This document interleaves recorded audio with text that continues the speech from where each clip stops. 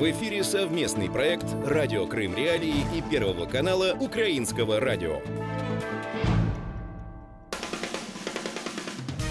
Слушайте «Радио Крым Реалии» на средних волнах. Частота 549 кГц в 7:30 утра и днем в 12:10.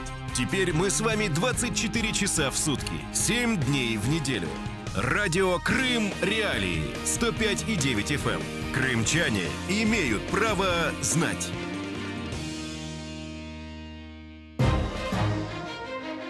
Приветствуем радиослушателей, настроившихся на самую крымскую волну. В эфире радио Крым Реалии. Напомню, что мы вещаем круглосуточно, поэтому слушайте нас, настраивайте свои приемники на частоту 105,9 FM.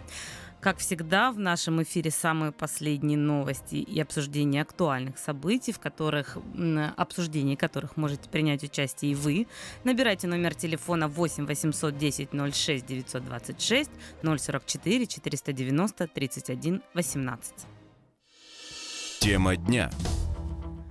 Сегодня будем говорить о строительстве, которое ведется на месте кладбища в Бахчисарае. Для чего российские компании ведут эти строительные работы на территории старого мусульманского кладбища? Есть ли параллели между действиями фашистских оккупантов в 1944 году в Крыму с тем, что Россия делает в аннексированном Крыму сейчас? И для чего российские власти уничтожают культурные памятники полуострова? Все эти темы обсудим в ближайшие полчаса. Присоединяйтесь к нашему разговору и вы. Крым в центре внимания.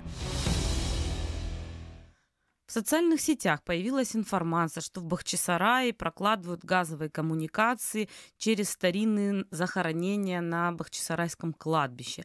Да, прямо сейчас прокладывается газопровод по старому мусульманскому кладбищу в Солочаке, отбойные молотки, копание ям, все прилагается. Мне кажется, что это уничтожение кладбища является геноцидом, пишут люди в социальных сетях. Подробнее о том, что происходит и кто начал строительство, узнаем у крымско-татарского активиста Эдема Дудакова. Здравствуйте, Эдем.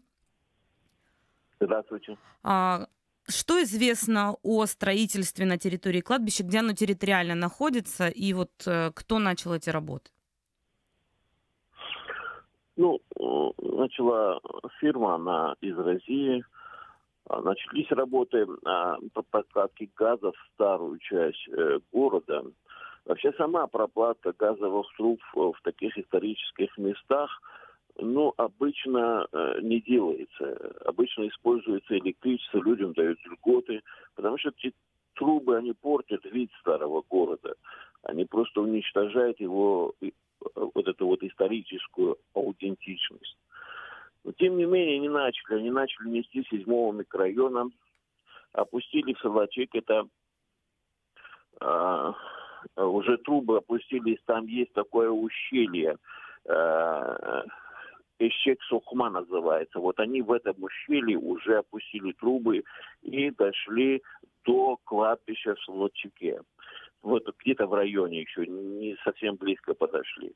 Но там возникли проблемы. Проблема возникла в том, что в 7-м микрорайоне они прошли по захоронениям где-то ориентировочно 4-5 века. Я там, будучи главой фирмы, очень много прокладывал труб в 7-м микрорайоне. И там были захоронения 5-4 века. Тогда мы вызывали археологов, и археологи это все обследовали. Мы копали в присутствии археологов. Так вот, верхняя часть вот этого проекта, она была согласована, сам проект с археологами. А на самом деле при производстве работ, при производстве земляных работ археологи не были приглашены. Фирма вообще не понимает вот этих вот исторических мест и копала и снесла вот эти все, несколько там, по-моему, могил попало под это дело. Я знаю, что сейчас этим делом начала заниматься прокуратура после того, как общественность в это вмешалась. Что касается самого трубопровода в Солочаке, то он должен пройти мимо, как я уже сказал, кладбища Солочак. Там же находится мечеть. Это место, где раньше была мечеть, через эту мечеть. Дальше она идет по всей этой улицы до поворота на Успенский монастырь. Вот до этого времени всю улицу Басенко проходит. И дальше, там наверху, опять же, вот у этого пятачка, где поворот на Успенский монастырь, есть опять старое кладбище. Чуть дальше, это уже в районе ресторана, бывшего ресторана, который недавно закрыли, Ашлама-Сарай. Там находится древнее кладбище Баба-Курт. То есть есть вероятность того, что затронут при этом прокладке газопровода, затронут еще два, как минимум, да, старых? Археологи эту часть археологи вообще не исследовали. Вот ведь в чем дело, понимаете? Там это кладбище очень известное кладбище. Там же находилась и мечеть Баба-Курт. Это кладбище где-то ориентировочно 15, 16, 17 века захоронения там. Наверху находится Азиз Егид Амед Эрен, называется этот Азиз. Очень тоже известный Азиз. Ну, в общем, самое основное то, что археологи всю эту трассу не исследовали. Работы сейчас как будто бы приостановлены, потому что там они бросили вот эти трубы, где они копали стойки, устанавливали. Это все остановилось сейчас. Хотя на определенной части уже залили бетон и установили эти стойки. Так что вот ситуация такая. А работа приостановлена как давно? Вот на днях? На днях приостановились, но пока вот эту всю неделю они не работали, последнюю неделю, вот с понедельника уже не работали. А что известно, есть разрешительные документы на эти работы? Если проводится, Нет, прокладывается... По старому городу археологи даже не изучали проект. Это мы точно знаем, потому что были соответственные люди, которые встречались с археологами, и говорят, эта часть города не была согласована. Только на 7-м микрорайоне было согласовано, и то они там, вот как я сказал, не пригласили археологов и прошли по вот этим захоронениям. Обращались, возможно, вы, либо другие активисты с заявлением в правоохранительные органы? Ну, заявление эта община отправила старого города, она отправила заявление в прокуратуру и направили информацию. Есть там бывший работник Ханского дворца, который в этой общине, Шукри Сейтумеров. Я недавно встречался с ним. Он ушел в 2015 году с Ханского дворца в связи с вот этими вот проектами реставрации. Его Мартынюк уволил за его позицию. Но, в принципе, вот основную информацию мы по вот этим захоронениям мы черпаем от него, потому что он возглавлял отдел по охране памятников в Ханском дворце. Как вы считаете, если после проверки прокуратуры работы продолжатся, какой ущерб будет нанесен археологическому наследию старого города? Ну, колоссальный ущерб, конечно, будет нанесен, потому что вообще сейчас, когда старый город, таких серьезных археологических исследований всего старого города никогда не проводились. Проходили так локально, например, на Зинчурном медресе это было, проходили в районе Дома-музея Гаспринского. Кстати, мимо Дома-музея Гаспринского будут проходить эти трубы, а напротив Дома-музея Гаспринского находится тоже захоронение, там тоже находится кладбище известное. Так что колоссально, конечно, будет ущерб, но мы все-таки надеемся, что работы будут приостановлены, и археологи в это дело включатся и будут делать. Но еще другое, я еще раз повторяю, сам ущерб того, эстетический ущерб, который вот визуальный ущерб старому городу от этих труб, которые по многих местах будут проходить прям по верху, не только в земле, а еще и по верху, это, конечно, тоже очень серьезную озабоченность вызывает, потому что в таких городах, например, я был в городах таких вот, как Суздаль в свое время еще в молодости. Вы знаете, там же нет таких вот труб, мимо вот этих храмов, чтобы проходили эти трубы. А эти трубы будут проходить вокруг всего вплоть до ханского дворца. Представляете, какой внешний вид это будет? В таких городах, маленьких городах, которые являются вот такими очень, очень древними, которыми бы даже ЮНЕСКО предлагала, один из проектов ЮНЕСКО было сохранить здесь старый город вот в таком виде, в какой он есть, и провести реставрацию наподобие той реставрации, которая была, например, в Турции, в том же Стамбуле же не проводят такие же трубопроводы, чтобы они так настолько открыты. Я имею в виду старую часть Стамбула. То же самое в Анкаре. Я был в крепости Анкара, и там тоже этого нету, потому что в таких местах обычно дают льготы по электричеству, по оплате по электричеству, и люди отапливаются электричеством. Здесь, я не знаю, будет нарушена вот такая вот древность этого города, старой части города. И, конечно, это было бы вообще нежелательно прокладывать эти трубы, потому что на вот этом самом ущелье, Эшек-Сохма, очень красивое ущелье, оно просто изуродовано уже вот этими трубами. Я отправлял на АТР материалы, видеосъемку, если они решат это показать, то покажут, конечно. Спасибо большое. Крымско-татарский активист Эдем Дудаков был на связи с нашей студией. Напомню, что в эфире радио Крым Реалии. Говорим сегодня о строительстве на месте мусульманского кладбища в Бахчисарае, в районе Салачик. А с нами на связи крымский историк Гульнара Абдуллаева. Здравствуйте, Гульнара. Здравствуйте. Вот мы с Эдемом обсудили, затронули ущерб, который может быть нанесен этим строительством. Он упомянул, кроме кладбища в Салачике, захоронения еще 2, как минимум, старых, которые могут пострадать из-за прокладки этих труб. А вот как вы оцениваете, насколько необходима вот прокладка этих труб и какой, на ваш взгляд, ущерб может быть нанесен в результате этих работ? Чем ценны эти захоронения, чем они важны? Ну, это такой малый остаток, то, что осталось от периода еще Крымского ханства, от 19 века, потому что, естественно, это, как Эдем Ага сказал, это будет, во-первых, не эстетично, это будет не лицо города, потому что Бахчисарай — это действительно уникальное место, и его вместо того, чтобы извращать этими трубами, его нужно улучшать и действительно превращать в такой заповедник, в город-музей. Но на самом деле оккупанты, они уже не раз проводили такие мероприятия, где не только прокладывали газовые трубы, они просто уничтожали эти могильники.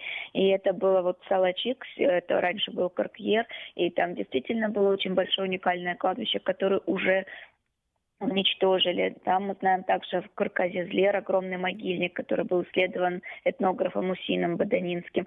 И вот точно так же в свое время уничтожили. Сегодня мы даже не видим никакого напоминания, камня на камень не оставили. Эски-Юрт, один из бахчисарайских районов, сегодня квартал жилой. Мы знаем, там тоже был большой-большой могильник, большое кладбище ханского периода. От него сегодня только осталось несколько дюрбе. К сожалению, отвоевали на месте некоторых этих дюрбе был рынок в свое время. Его отвоевали, но ничего не сделали, какой-то там музей, например, не облагородили. Вот. А также, на самом деле, там действительно было большое кладбище, и близлежащие дома переселенцев после 1944 года, они буквально были построены на камнях с этого могильника. Крымский историк Гульнара Абдуллаева на связи с нашей студией. Оставайтесь, пожалуйста, на линии. Примем звонок от слушателя или слушательницы. Здравствуйте. Как вас зовут? Откуда вы? И есть возможность у вас высказаться в эфире. Доброе утро. Я сам крымский татарин. Вот. Это не вызывает никакого удивления. Вот такое у них отношение к чужой культуре, к чужим ценностям. Это не христианские святыни, по их понятиям. Это так называемые захоронения иноверцев, кои не стоят ихнего внимания, уважения, почтения. Я хотел, знаете, привести такой пример, когда крымские татары возвращались массово из местов депортации. И мы были свидетелями такого явления, когда из надгробных камней данное население, высокодуховное, скрепное, стелили так называемые дорожки делали. Это вызвало, знаете, такой, шок. Как можно было взять, например, такие вещи и использовать в быту совершенно не предполагая, что кто-то был похоронен под этими камнями. Вот. И это не вызывает удивления. Даже вот, я помню, еще был покойный дедушка живой, когда он показывал, что вот тут, говорит, должен был быть колодец. На этом месте поставили туалет. Вот такое у них было отношение к окружающим, вот такое у них было отношение ко всему. Спасибо. Спасибо большое. Напомню, что можете звонить нам в студию по телефонам 8 810 06 926 044 490 31 18. Крымский историк Гульнара Абдуллаева на связи с нашей студией. Вот слушатель провел аналогию с депортацией, с переименованием топонимики после 1944 года, с уничтожением культурных ценностей национальных кладбищ, которые, как знают крымчане, шли на постройку дорог. И вот в Симферополе была баня сооружена из надгробий крымско-татарских, например. У Гульнара Абдуллаевой спросим, насколько сильны эти аналогии, действительно ли это так вот повторяется история сейчас в современном Крыму? К сожалению, да. К сожалению, это повторяется, и повторяется с еще большим, наверное, азартом, потому что им нужно было уничтожить сейчас то, что они не смогли уничтожить уже после 1944 года. У меня вот такие ощущения, потому что то, что творится сегодня в Крыму, это вызывает в некотором культурный такой шок, наверное, ни в одной европейской столице, ни в одном культурном государстве такого бы не делали по отношению к культуре народа, который когда-то проживает на этой территории. Поэтому, конечно же, это действительно так. И дороги стелили из камней, как сказал слушатель, который вам звонил в студию, и также на фундамент закладывали камни от надгробий. То есть абсолютно никакого не было ни уважения ни к культуре, ни, естественно, когда процветал атеизм, ни к религии, никакой не было, тем более это была чужая. И поэтому, к сожалению, это было не только в Бахчисарае, это было повсеместно по всему Крыму. И удивляться действительно не приходится. Единственное, что вот я не знаю, что может повлиять на оккупантов сегодня в Крыму, потому что этот процесс, к сожалению, пока не остановить, пока не будет деоккупация, пока мы снова не будем восстанавливать то, что мы попытались восстановить вот за 20-летний и 25-летний период после того, как крымские татары возвращались уже в Крым. Ну, то есть это будет продолжаться, к сожалению. И они уже посягнули на Ханский дворец, они будут посягать на остальные другие ценности. Ханский дворец для них вообще как красная тряпка для быка, потому что это символ государственности, который когда-то был у крымских татар. Поэтому это будет продолжаться, к сожалению. То, что они прокладывают трубы через кладбище, для них это абсолютно ничего не значит. Для них нет ни понятия эстетики, ни понятия культуры, абсолютно ничего. То есть они не то чтобы вкладывают, как многие сегодня пытаются говорить с оккупированного Крыма. Нет, абсолютно, они просто все разрушают.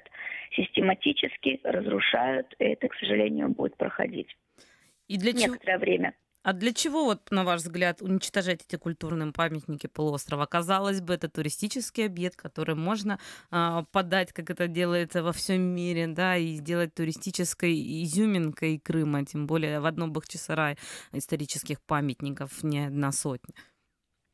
А культурные объекты для них будут Воронцовский дворец или там другие, Массандровские, Ливадийские, это будут культурные объекты. А такие объекты, как Бахчисарайский дворец и все, что связано с культурой крымских татар, они будут уничтожать систематически, потому что им не нужно, как сказать, что не нужно напоминание никакое о крымских татарах, что здесь жили крымские татары, есть коренной народ крымские татары, и поэтому они это будут уничтожать целенаправленно. Повлиять на это как-то возможно, на ваш взгляд? Вот Эдем Дудаков сказал, что написали обращение в прокуратуру по поводу застройки кладбища в Солочаке, и вот пока работы якобы приостановлены, вернее, не якобы, они приостановлены, но как будет развиваться ситуация дальше, непонятно. Вот влиять как-то возможно на ситуацию, на ваш взгляд? Ну, конечно, надо. Все, что возможно, нужно использовать. И Эдем Дудаков, он большая умничка в этом плане, что он не сидит сложа руки, не смотрит, не просто возмущается, а он что-то делает.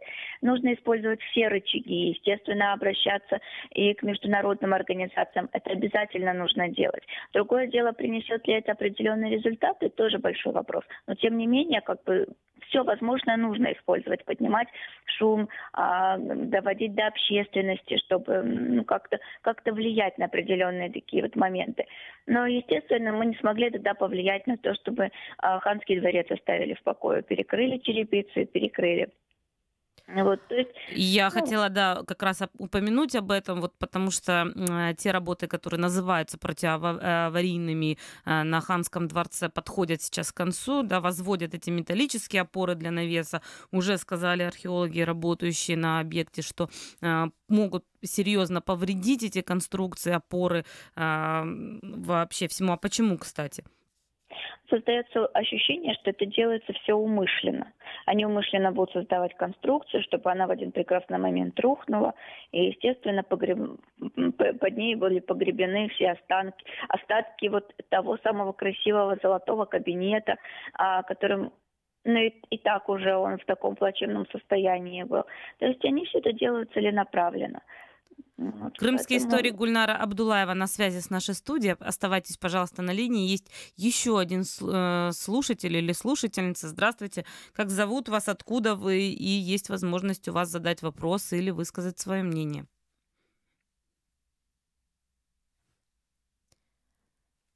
Здравствуйте. Слышите нас? Вы в эфире. Да. Я вот слушаю эту женщину.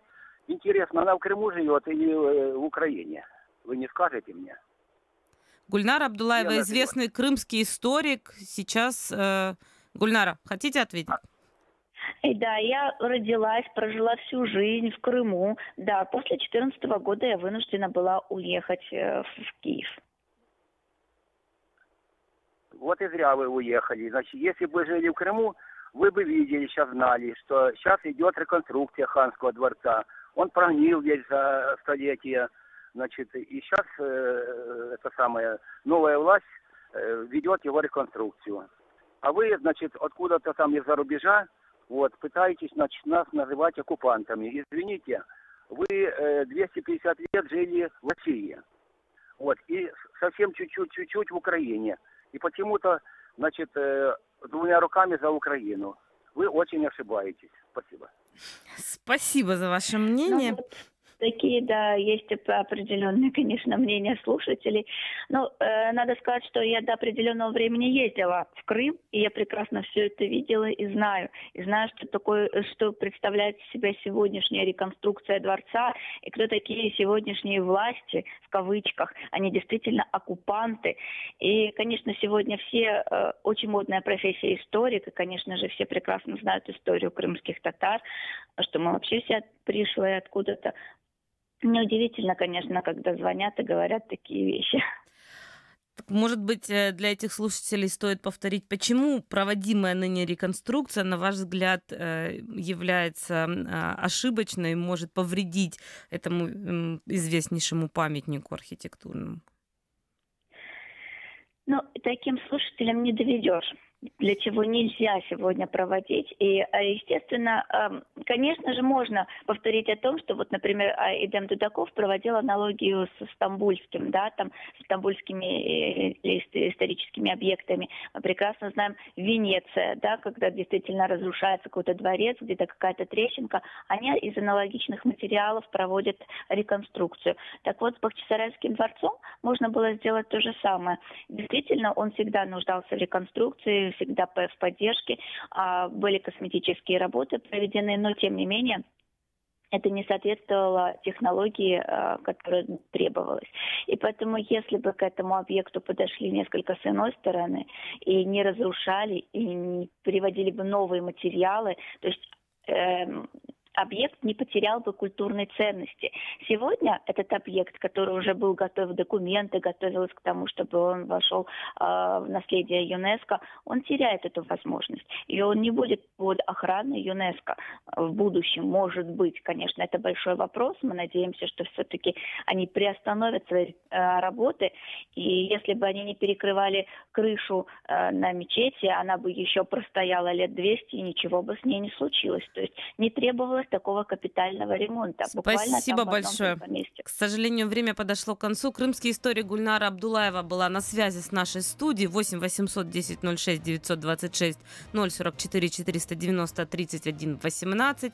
Звоните в нашу студию, задавайте вопросы экспертам, высказывайте свое мнение. Это радио Крым Реалии.